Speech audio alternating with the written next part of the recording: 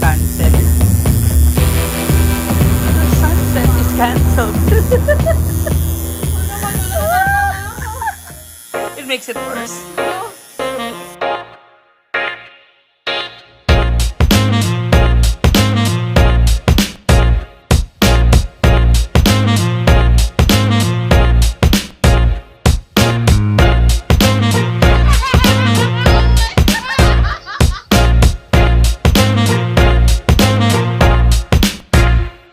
Alright, Pierre. Hi! Hi. Initial thoughts? Nakabahan ako. Parang it's the first time again. Pero okay man. Like a virgin. Sakto lang. Ito po yung ano niya. Na-try niyang i-achieve.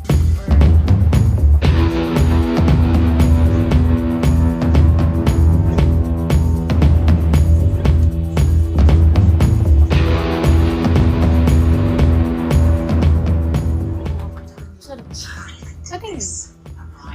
So why did you choose this design? Because it's the golden hour in the afternoon. So every sunset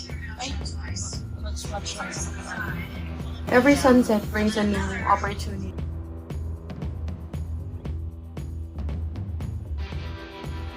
So we are now The final. in Archie's tattoo sesh. How was it so far? I should acknowledge the pain, I think. This is your this is your third tattoo? 1, 2, 3, 4th. Fourth tattoo. Okay, pakita ko na yung design.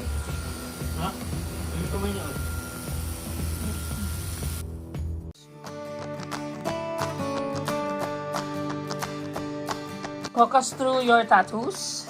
This is the first tattoo that I got When? December Last year. of last year, and then a week after Pero why sunflower muna? sunflower kasi I think for the name itself, we can understand. so bring your joy and happiness wherever you are. You are in control of your happiness. Alright, and then? Tapos this one is the Taurus sign. Tapos What this does it say? is Carpe Diem. Seize the day. Seize the day, Carpe Taurus Diem. is because Taurus you're- is my astrological sign. Ah, Yan lang naman. Those are my tattoos. makita mo, kita-kita dun sa... Those are my... Kapalitin natin. Those are And my Carpe tattoos. Diem because seize the day. Yes, because we don't want... Sino gumawa nito? Si Kuya Darren! Kuya Darren! Eh, ito. Kasabay nung isang tattoo niya. Oo, yung kaninang pinakita natin na doble cara. Ay, duality of love. Yeah. Ganon. Duality of love because sometimes the reason why we fight can be the same reason not to. Alright, so are you ready? I'm not, pero wala na tayong choice. Na-stencil na yan. Ayan. Tapos there's going to be the third. Thank you po. There's going to be the third. Sa siko niya. Tapos we won't stop there. Charot. So talk us through your design. Bakit sa apple? No! Say something! Yeah, no, I got Apple about 2 years ago, and she was my companion through my most difficult year. You had apple in Cebu? No, in Pampanga. This was my first tattoo in Cebu. This looks like a barcode of some sort. Yes. Okay. The meaning is only known to like very few people. The elite. The true meaning. Tapos, my second one was this. This was during the heartbreak. And this was inspired by Bye! The Little Prince, right? The Little Prince. So this is the fox character in The Little Fox. Prince. And if you can see, there's a line. Yeah. We'll show that later. Oo. So you had this stretch across your shoulder, right? And the other one is here. Ito si Little Prince. Little Prince. Le Petit Prince. Le Petit Prince. Bakit Little Prince? Although fan din ako ng book. Yung ano dito, there's a Yung French quote connection. here that says, it's only with the heart that one can truly see. In French. Sino nagsabi nun sa book? Hindi ko maalala. Si Fox. So if you guys have read the book, if you haven't, please go ahead and read it. Yes. Well recommended. Sobrang ikli lang nun. Yung itong fox was the one who taught. I think for me, like he's the one who taught the little prince how to truly love. Sabi niya like, if you tame me, yes, there might be 1,000 foxes in the world, but I am your fox. Special, yeah.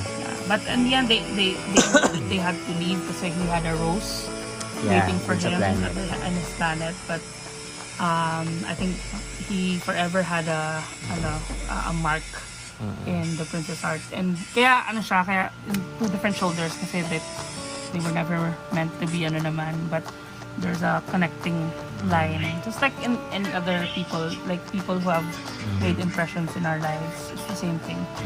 You might not be together physically or even in relationships, diba? But they're forever part of your life. Yeah, they're embedded. Yes. Correct. Yeah. That's a really great parang metaphor for relationships ending. Yes, true. No matter if it ended well or it didn't really end that well, but yeah. Kasi syempre, we go into a relationship thinking na this will last, it will be forever. Correct.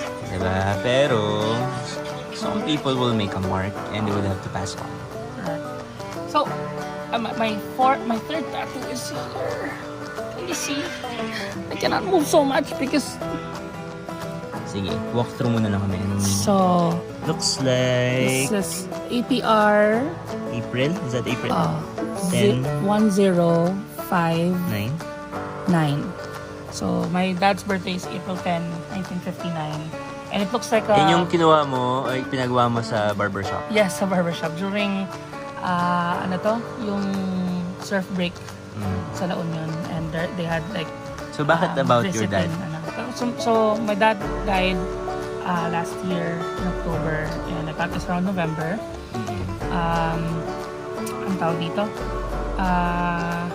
Saka parang plate number. Yeah, kasi my dad was a driver. Like most of his entire life, that was his career. Up to when we had our own L300. Siya yung nag-drive talaga sa amin. Did you get to visit doon? Yeah, many times. Many times. And he drove? He drove actually the whole family every single time. Saka kaya miss na yan ng family namin kasi kahit na weekends, kapag gusto niyang pumunta luneta, ayun, go sila lahat. So, yun. It was in honor of him. So, most of my tattoos, I got this like a difficult time of my life.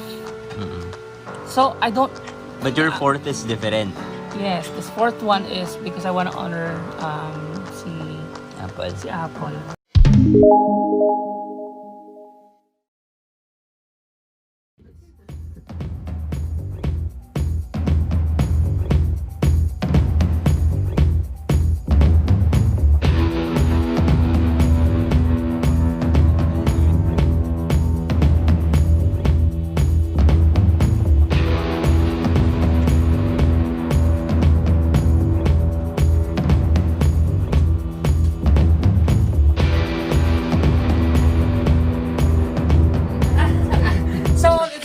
After our tattoo challenge, something at least the three of us have thought of for quite some time. Jeffy was very, very, so just some thoughts, since ikaw yung virgin sa tattoo, Jeffy, I think Jeffy can actually model it a little bit. Show it. Yan, actually, really, really nice tattoo. For a first timer, that's quite big. Oh, ka-GGSS, may hater ka. To my hater, like... No, he doesn't. He does not deserve a shout out. First thoughts. First thoughts. I mean, last thoughts. Ano ba? Di ba share tayo na thoughts natin? Wala pa tayo. Because we were too sleepy. We finished at 11 p.m. And then we still had to send. Kailangan pa namin ihatid sila Kuya Dali. It's very liberating. Oh, kasi it feels like really nice. So you're liberated now? Dati, hindi ka pa more, liberated, no? like it adds up to your liberation. How do you process the pain and now the final The pain was tolerable eh. The pain was tolerable. I'm okay with the pain. Most probably, what hurt the most would be this part. Kasi mas manipis yung balat. Mas manipis yung balat. Pero pag sa kilay ko siguro, Tingin sa pag sa kilay ko siguro to okay lang siya. But yeah. Kasi talagang patutunan ko. Pero ito, no, I have nice eyebrows. Not Eyeshadow. You're digressing. No, But but actually, this is very commendable. Yes. Kasi this is my first tattoo. I've been flexing it since the video started. Compared to the We didn't see that. intricacy of the design, look at what he got. Diba? yes, for a first tattoo, right? And actually, even the artist was saying na yung armband daw talaga for a tattoo is very intricate. Which is isa sa mga pinakamalaki ang binayad Yeah. kagabi. Tsaka malaki kasi yung braso niya. oh my God. No, may muscle Yeah, from ka. working So, out. yes. Yeah. And GGSS ka talaga. lalagyan namin yung link sa Facebook page nila, ay Facebook account ni Kuya Darrell. So you can contact him. If you're ever in La Union, he's the best guy to contact. True. Yeah. True that. Ako naman, this is my second tattoo, but I was not anticipating it to be as hurtful as it was. Because I already had a tattoo before a couple of months ago, early this year. Yung first time mo ba, Last nagdugo? Oo. I think ang difference sa Madugo yung akin... color niya. Gago. Ang difference is, diba, sa akin kasi dito, so hindi ko nakikita, nung dito kasi tinatato, nakikita kong may needle, tapos narinig ko yung sound. Pero ngayon nakatalikod ako, tapos narinig ko na yung sound, hindi ko nakita yung needle kung dadapon na sa skin.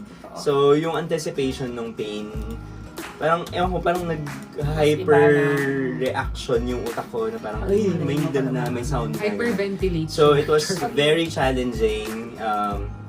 Akala ko si Jeff yung iiyak. Ako pala yung medyo napapasqueeze ako ng very light tama sa unan.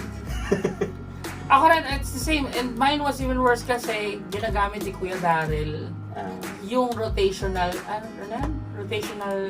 na hindi maingay. Wala Yung bago, yung So, ang nararamdaman ko na lang. Yun na lang. Actually, hindi mo ba anticipate na nandyan na pala siya? Pero kudos sa artists, ang galing nila. Ang Tsaka mabait. galing. We will show Saka here. ang bilis. We will show here all of our designs. And we're very happy. I'm very happy. It's an ode to my You wanna show dog. off your tattoo? Ilalagay na lang natin dun sa ano. Ang hirap naman gumawa niya ng girl. Pero thank you Kuya Darrell for that. Ikaw, Pierre. Yeah. This is my third tattoo. So, 1, 2, 3. Ando pala siya sa ilalim. Masakit siya. Hindi ko alam kung bakit. Probably kasi nasa stretch yung Mas balat. masakit. Oo. Mas masakit siya compared to the first and the second one. Tapos yung color niya, medyo masakit talaga. So, if you ever think of getting a tattoo, expect na masakit siya kapag may color. Or Tsaka pag- shading. Oo, may shading. At saka pag hindi mo nakikita, iba yung mental stress niya. Kasi hindi mo alam kasaktan ka na pala. Ganun. I actually have to admit kasi I gave up towards the end. Parang kasi yung last part, yung coloring sa outside ni freehand na siya. Sobrang dami kasing color or shading. Watercolor. Freehand na siya. Tapos sabi ko lang kay Kuya Darrell, pwede bang hanggang dyan na lang? Maganda Retouch na na ba lang siya siya. kung ano? So maganda naman siya. Sabi niya, okay, just Hindi na come kinaya. over, hindi touch eh. Itutuloy na lang siya. Ituloy na lang. Mag-touch up and improve it more. Pag mas handa na rin ulit ako. Hindi ko rin, same area kami ni Vince. Ay, it was excruciating. True. Pero guys, remember, yun kasi nung unang nagpa-tattoo ako, parang I was more in control of what I wanted. Kung ano yung design ko, yung nasa utak ko. Yun yung sinusunod ko. Kasi syempre, dinidikit siya sa katawan mo, di ba? Pero always also think about the artist suggestion. Yes. Kasi yung mga Collaboration siya. yung mga tattoo namin, like si Jeff E, si Vince, tapos yung kay Archie.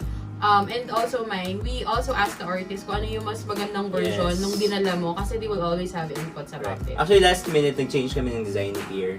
Kasi may You comment listen to na, may comment dun sa design ko, particular na parang magulo daw kasi parang parang unfinished na art yung itsura niya. Parang mga scribbles, It gano'n. looks nice though. It actually looks like a cute sticker talaga. It looks like a sticker. I actually wish it's bigger. Like, it covers my entire Talaga leg. ba? Pero, with the pain, Matagal-tagal yun, girl. Pero siguro mga 5 buwan. maybe let's address thoughts about tattooing and the taboo around it. True. Your thoughts? Siguro me coming from a profession na I'm an HR kasi. So I think that's something that I would want to share to everyone. I'm an HR, so technically, You're the entire HR. You're human resource? No, I mean, You're the entire personnel. department. I'm an Professional. HR. Yeah, I'm an Professional. HR professional. So technically, what we usually do would be, I've been part of recruitment and everything, like all other facets of HR. So, Tignan niyo, very HR yung suot. Yun na sana yung nakafollow sa amin. pero, Diyos ko. Ay, Yung mga dali, ano ang here, hirap i-cut nito. Pero yan, Straight na point. as an HR, I feel like, it's not something that we really consider now, and I don't think it should be like a roadblock for an employee to be hired or for an applicant to be hired.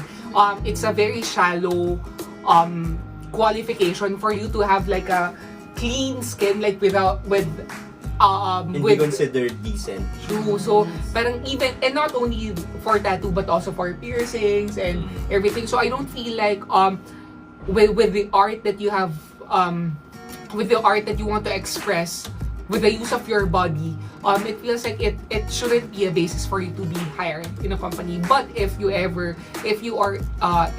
ever disqualified because of having a tattoo, I don't think if you're ever disqualified of having a tattoo, I don't think that's the right company for you. Yes, agree. True. And not just on hiring, like personal level, like when you True. look at your friends, look at like babae, may Discrimination. Dibo agad, Yes. or what. So I think the world can benefit a lot more if we're able to. And this was earlier, si Jake Cyrus was actually interviewed in All Out sa RX kaninang umaga, afternoon.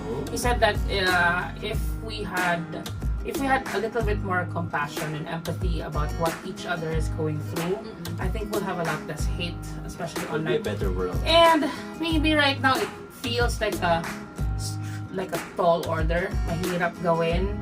But if you do it on your own, sinabi nga, si Maria Reza, sinasabi niya, you can't control everyone, but control the circles that you can.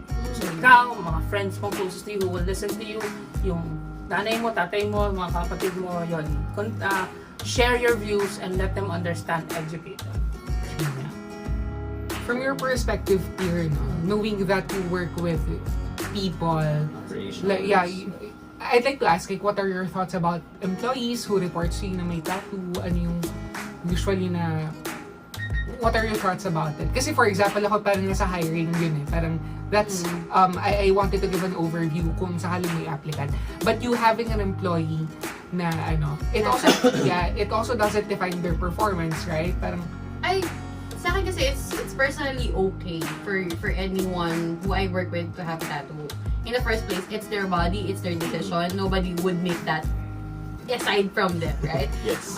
But if you care about social connotation, I ask you to, think about your decision of getting tattoos. Kasi people will really have different opinions about tattoos. But also, just, side note, tradition also in other places in the Philippines would actually call tattoos as sacred, right? Or it's actually a status symbol. Warriors. Yes, diba? warriors before. So also be mindful of those things. And if you have bad opinions about it, I don't personally. I actually appreciate it because it's a lot of pain if you go through it. And the artistry itself, diba? Consider walking around with that type of art in your body. It's not going to be a cup of tea for everybody, but if it's your cup of tea, go ahead and do it. But think about it really, really hard because it's gonna be with you for a long time. Yep. So one of the reasons why we did the tattoo activity then is for us to destigmatize the culture of or the perception of people with tattoos. So like kami, hindi naman kailangan maging sobrang maton ka para magkaroon ka ng tattoo. Pare! Hindi mo kailangan na wag kang pumunta ng kulungan para lang magkaroon ng tattoo, right? At the end of the day, it's a form of self-expression. And if you prefer to express yourself with the body art, might as well go with it, right? Once you're happy. And one thing that I'd like to add is that the way we support yung local artists natin. Yeah. Like, Ang dami nating talented tattoo artists. and specific to our tattoo artists, last night, what actually happened is that nagkaroon ng accident yung isa sa tattoo artist. So, kumbaga yung day job niya, hindi niya nagagawa. So, yung binigay naming support or yung talent fee yung sa tattoo na ginawa niya sa amin is that it's actually going to help him pay their bills. Yes. So, that's although maliit lang siya, pero yun, we wanted to give the credit to the artists na talagang they just want to share and really just, we visualize the design but they're the ones who actually implement it, kumbaga. Sila yung gumagawa So, talaga. collaboration. So, Yeah. Alright. Kala siguro na iba madaling mag-tattoo artist kasi parang susundan mo lang yung lines. Pero, guys, parang tinatattoo yun sa balat mismo. Iba-iba tayo ng texture ng skin, yung pagka-stretch ng skin natin, right? So, kailangan talaga ng artistry. Bakit mo kasama stretch tumingin ka sa kanya? Hindi, yung kulay ng balat is also a factor because all of the colors will show up in your skin, right? So, a lot of things to consider and it has to be a conversation between you and the artist. Yep. Alright. That's all for our thoughts for tattooing. We hope if you get involved in that, make sure it's a permanent thing. So think about it very well and make sure that you love it before you go through with it. Yes. And let us know what you think about tattoos. If you have them, why did you get them? And if you're thinking of like designs, share it to us so we can let's talk about it in the comment section. Correct. Yeah. All right. Thank you so much. We'll see you in our next video. Bye! Bye. Ano ba nung exit natin?